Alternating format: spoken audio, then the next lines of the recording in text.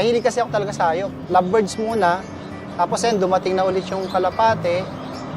Pumasok na ako ulit sa kalapate. Tapos, ayun, kasi mga kaibigan ko, nagkakalapati lahat. Tapos ayun, nag-ano na ulit ako. Hinalo ko na yung lovebirds sa pigeon. Ako si Arvin Bernardino, taga Quezon City, isang pigeon puncher.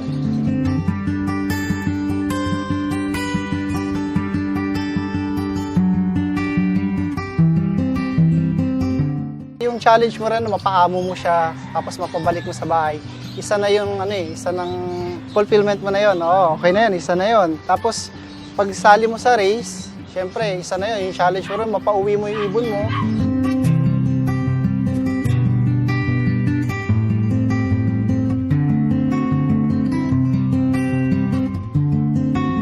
Yung advantage mo, maluwag kasi yung landing niya. Pag dating niya, open.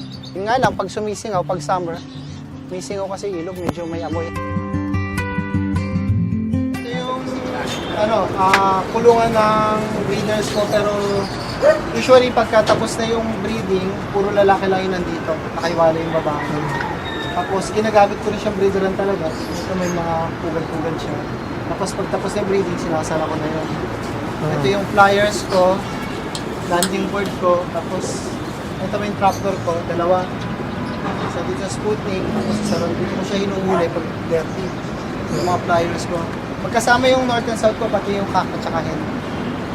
Usually, nakahalo naman sila. Tapos ito yung viewing ko. Actually, ito yung training ko para sa pagpasok sa trapdoor. Dito ko sila tinuturuan ko pasok sa trapdoor. Pag marunong na, doon ko na siya viewing sa taas para makita niyo yung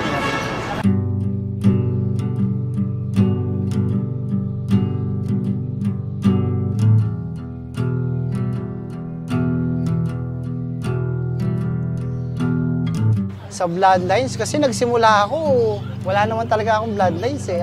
Ngayon, may pinahiram sa akin yung friend ko, si Padre Juan, si Chris. Ang line nun is Jawstone. Ito yung Jawstone na galing kay Chris Padre Juan. Ito yung ginagamit namin ngayon na pangkalat sa line. Kahit kanino kay pair to, okay, nagpo-produce siya. Actually, nakapagpa-overall na ako rito. Pati si Padre Juan, yung anak nito. Ito yung nag-first overall ko sa HPL. Actually, nung training, mabagal to eh. Pero nung nag-derby na, yun, consistent lang yung lipad niya. Nagla-winner pa nga ito ng Legazpi. Tapos tuloy-tuloy lang. Pero puro smash inabot namin nun eh. Swerte lang, siya yung nakaligtas. Yung system ko kasi, more on herbal. Kaya kung mapapansin mo, meron ako dyan mga oregano, citronella. Yan yung ginagamit ko sa ibon. Ito, citronella. Herbal din siya. Ginagamit ko siya sa pugad. Inahalo ko doon sa nesting material ko. Tapos, pagka medyo maulan, ginugupit ko ng konti para sumingaw yung amoy. Pinapasok sa loob ng loft para umalis yung loko. Tapos, ito yung oregano. Always ready siya sa ibon para anytime na may nararamdaman sila, gaya ng mga one-eye cold dyan, natutuka kagad nila yan. Kasi ito yung number 1, malunggay.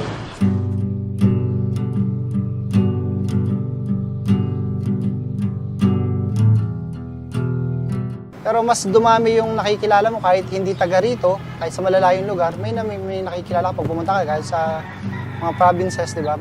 Pag pumunta ka ron, may pinupunta ka ng tao kasi nagkakalapati siya.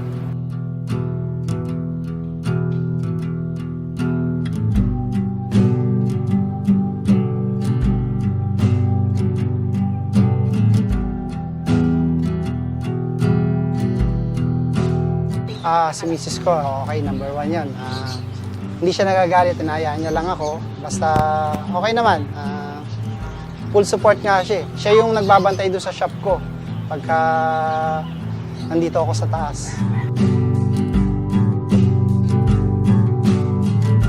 Naku, malaki. Malaki yung role ng family mo kasi syempre kung galit yung family mo sa'yo, dalawa na iniisip mo kagad, yung pag-aalaga mo, may kumukontra na sa'yo, di ba? Encouragement mo rin, encourage ka lalo maglaro kasi nakikita mo, andyan sila. Unang-una, iwasan yung mandagit ng ibon. Kung may mahuli man kayo, isoli nyo yung ibon. Kasi doon marami kayong mamimit na puncher na mababait din.